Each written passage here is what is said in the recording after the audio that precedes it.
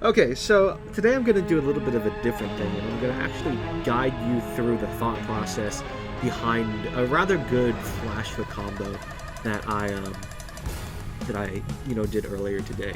And so what we've got here is we've got what I call like a gank in progress. So Yi has pinged on the minimap. Let's see, does chat show? Anyway, chat doesn't need to show. You can see on the minimap that Yi has pinged on my way, and he's got right about here. And in terms of items, I noticed that Ezreal is actually a little bit behind damage-wise in terms of this Rasana. And I'm just like, kind of pressing tab throughout laning while walking back to lane. And I noticed that he does not have a BF sword. So if we're able to get a good engage off, chances are he's going to have to burn a pot, or Soraka's going to have to, sacrifice a little bit of HP. So this is a trade that we actually do want to take. He's a little bit behind because he only has a tier. He doesn't have that extra, like 10 to 15 AD that the pickaxe does. I don't know the exact numbers, but it's a little bit, the BF sword that Trist has will outdo whatever his pickaxe will give him. And so this is actually a really good engage. Now I start off behind the minions, and Ezreal is safely clumped up in this group of 5 minions that is actually very, very annoying. So let's turn this on slow motion so we can kind of see what happens. So I kind of feint backwards so that way they have the chance to push up. I'm trying to see if they react to this Yi at all. And so we finally take the cannon minion, and they're still kind of walking around. And since I'm able to kind of just walk back and forth, try to play it normal, but as soon as Yi comes out of this bush is when, or I realize that Yi's going to come out of this bush, is when I realize that no, I actually do have to come out. I actually have to step up forward. I didn't want to. Normally, if Yi had just been in the bush, I would have just juked the Soraka Q. But no, Yi comes out of the bush, and so it's go time, right? So I see Ez is on the edge here, and obviously, if you want to hook the ADC, you want to hook the ADC. So let's watch a little bit. So as of right now, this is still very risky hooked on account of this one minion right here. If I throw the hook right now, it's going to hit this minion instead of hitting this Ezreal. Yi is still coming up. Soraka and Ezreal are definitely aware of his presence now. They're not that brain dead. And so I flash forwards, and I start a hook animation. So the thing about flash forwards and hook is that you can't buffer the Q. Like, you can't start your Q animation and then flash forward and, it'll carry on the range and distance. No, as soon as you press F, you should be like mashing Q. Now, the interesting thing about this is that I decided to click on Ezreal, so that way it is very, very obvious that I want to throw this hook along this particular axis. Now, I'm a little bit familiar with Ezreal's E range. I'm very familiar with the flash range because flash range doesn't matter for each champion, but I want to make sure that I make it as obvious as I can that I want to hook along this axis. As you can see, my head is, my little character model head is pointing straight toward Ezreal because I've clicked on him. And there are two options for this hook, actually. There is the predict, which is you either hook straight and hope that he kind of dashes this way, or you can hook anywhere between right here. You can either hook the Soraka, or you can attempt to predict the Ezreal E, because the E is actually a little bit shorter range than Flash. If I make him burn Flash, that's great. If I make him burn E, that's okay, because I burned his escape for a little bit, and you can still kind of remain around. But I've used my Flash. I want to actually commit pretty hard. Now, what this Flash does is that it moves me from having the risk of the Q latch on to the minion immediately to the Q is now going to be starting at around this area instead of like back here and, like risking, hooking onto this minion. It also gives me a little bit more range. It extends the range of my Q from around, let's say if I was back here, it would be probably just able to hit Ez, but now I'm able to get pretty much all the way right around here. So I've flashed forwards now, and I've made it really clear that Ez is, the target right now. I want Ez. This is obvious. And so he starts running backwards, and at this moment, if I actually threw the hook and he didn't react at all, it would hit him, even if he continued walking straight. But instead, you can see, this is the kind of stance that you want to look for if you're about to predict. It's a moment in which the Ezreal is standing completely still, and he kind of has his arm like right out in front of him. Now, it's impossible to really react to this really. And if you're doing this kind of like flash, like hook the way that I am, you really do need to predict where he's going to jump and assume that he is going to jump. But if you kind of see this like kind of hesitation where Ez draws his arm back and he stops moving for like a split tiny fraction of a second, then you know that he's going to E. That is the beginning of his E animation. And as a Thresh who wants to outplay and outdo an Ezreal, you should be very familiar with that. And so, as you can kind of see and kind of probably tell where this is headed, Ezreal will flash right into it, like an incredibly clean flash. He doesn't bother trying to juke to, this side, or even like, I'm pretty sure he could even juke right in front of the Yi, and the hook would actually clip through him and not actually hit him. But instead, he jukes clean straight back. Now let's look at what his options were.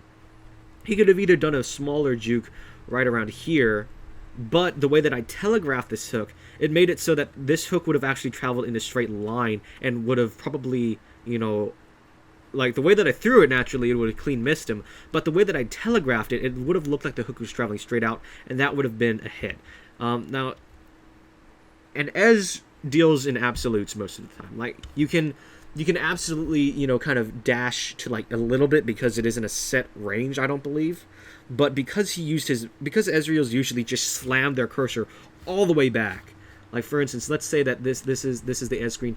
He's going to slam his cursor to the top of his screen and jerk all the way back, and he will use the full extent of his E range, which actually makes throwing hooks quite a bit easier. So if he uses the full extent of his E range, I know around where he's going to end up, and it's a very clean hook. Now what happens afterwards, Yi naturally cues in. I wait the requisite amount of seconds, play back while he's still CC'd, and Ignite comes out immediately. Get the auto off, and uses heal, which is his mistake, and dead. Now that's very clean. Soraka actually made the mistake of exhausting me, probably because I was the first one to get there, or because Yi queued out of it and she ended up hitting me. So now let's look at another, I guess, example of relatively good decision making and hook placement. And I think that starts around here. So yeah, let's do the same thing. Let's kind of do this real slow. So this time Yi's all the way back here being useless, but I do notice that we've just cleared the minion wave. Like we've just been able to do this. The next wave is coming in, so I duck into the bush to lose vision. So I've ducked into the bush. I see that Soraka's going over here. I made it pretty obvious that I ward as whenever the giant ghosty hook man walks over here to ward, it's pretty obvious. And so I noticed that, hey, Soraka's heading out of the lane, and even if I don't make this hook, now I almost make it. If this minion was a little bit back, or if this minion was a little bit more like right around here, but you can actually squeeze a hook into this gap. But this one I'm trying to kind of play safe, and I just engage off it. So I go in. Soraka just only now realized. So that's how long like the average person's reaction time is. Like she went all the way over here and she put down her Oracle lens, and only now you can see, oh shit, I'm fucked up. But by this time it's already too late. Ez has been CC'd to oblivion. We've got a bomb on his head. He's not going to really be able to do much. Now you see I do make the mistake of accidentally canceling or attacking that minion here. I juke to the side, but it ultimately really doesn't matter. thresh is just able to absolutely destroy Ez. But you see, the thing about this one is that because she reacted so late, like this was entirely the support's fault. If the support hadn't gone over here to ward, if the support had been right by him and was ready to react with that that silence, I don't really know how to. You can press backspace and rewind it 15 seconds. But if you notice, yeah, see right here, she jumped through the suns because her jump animation was already in progress. So that's like an incredibly like. This support just in essence reacted too slow. I didn't really do that much right, but I was able to get the initial engage off, and thresh was smart enough to, I guess, follow up, and ultimately that gets us a win. So then let's go to the last instance in this game. Like we ultimately did lose this game. As you can tell, our Lucian is feeding out of his mind into Xin Zhao. So we ultimately did lose this, but it was a very good example of several things to do right in laning phase. So let's have another go. So I'm, kind of sitting, and the main thing right now is that I've used this trick a lot of times already. Like I've used this. I'm going to run straight at you around the minions, to kind of like either zone them off or go for an engage that is ultimately gonna result in a kill. And they kind of realize this now. As you can see, the Soraka's already running away, but the proper way to actually just counter the shit out of thresh and to annoy him is to just, like, I believe Foxdrop mentioned this tactic in one of his videos, is to just draw a line in between yourself and the enemy support or the enemy ADC. And if they had just done this and just rotated so that way there's always like a little, like 2 or 3 cast minions, I would have fallen off the map completely. I just wouldn't be able to hook no matter how many times my ADC would have pinged me. There's just nothing that the thresh can do if there's a minion or so in the way, because unless the thresh is really adept at abusing hitboxes, he's not going to be able to hook through the minion. He's not going to be able to get the minion. But anyway, so as you can see, let's do this again. So I've clicked on Ezreal, and I'm angling straight towards him. So even now, as I said, like the Ezreal is stood still, so I know that he's ready to freaking like dash. So he's obviously going to either go straight forward right here, or he's going to go somewhere around this direction. Like the weirdest one I think for him that might have turned out in his favor is actually to him dash back into this bush, because we haven't warded it, and if he had flash up, I don't know if he does. He does not have flash up, but if he did have flash up, he could juke into this bush. I would miss the hook, maybe get a flay off, and then he could just flash out.